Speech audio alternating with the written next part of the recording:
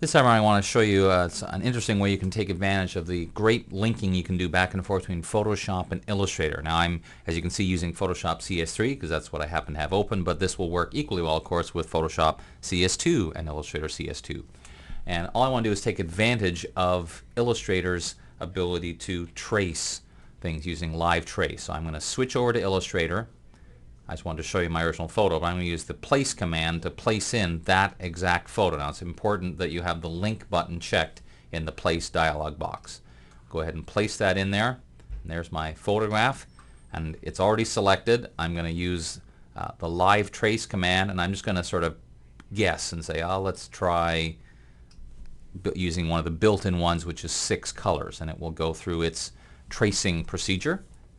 And that's not bad, but I'm not sure if I like it or not. So a couple things I want to try. First of all, I'm looking at this, I'm thinking that the tracing it's done is okay, but it's a little too harsh in some areas, so I'd like to try something. Remember, live trace is currently live, so in other words, if I change the photo, it'll update.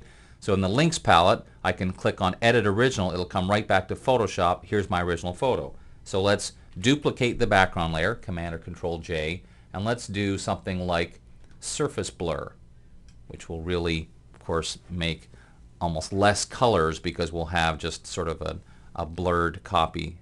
Maybe not quite so much. Let's reduce it down just a bit. Something like that. So now we have something that looks just a little different. Let me show you the difference. See, there's just a little less detail in there. So I'll save that. And if I switch back to Illustrator, because it's a live link, it will say, you know what, something's changed.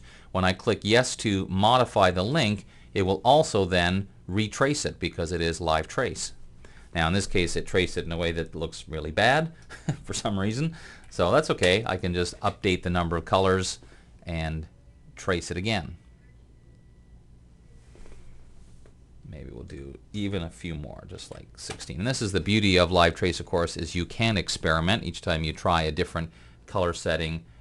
That looks pretty. I like the look of that. So here's what I'm going to do. I'm now going to copy this, switch back to Photoshop, and paste. And I'm going to paste it as a smart object.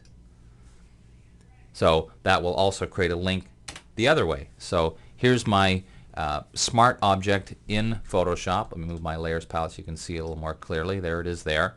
So let's do something like change the blend mode to overlay. So that's giving a pretty nice dramatic effect, but again, it doesn't stop here, because if I want to experiment further, because this is a smart object, I simply double click on the smart object, which will of course take me back to Illustrator. It will update the live trace. Let me move it so you can see it. So now, for example, I could say, well, let's try if I did 25 colors.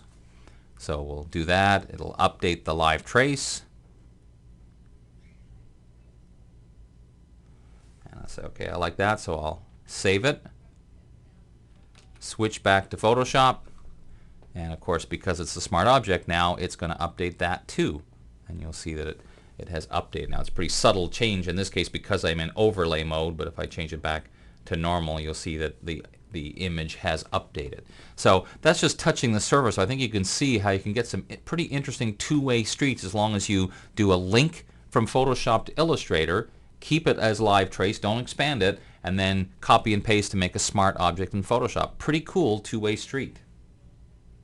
Of course, like lots of things, it all depends on the settings you use. Here I have a photo of this guy, and I'm going to paste my Illustrator trace as a smart object.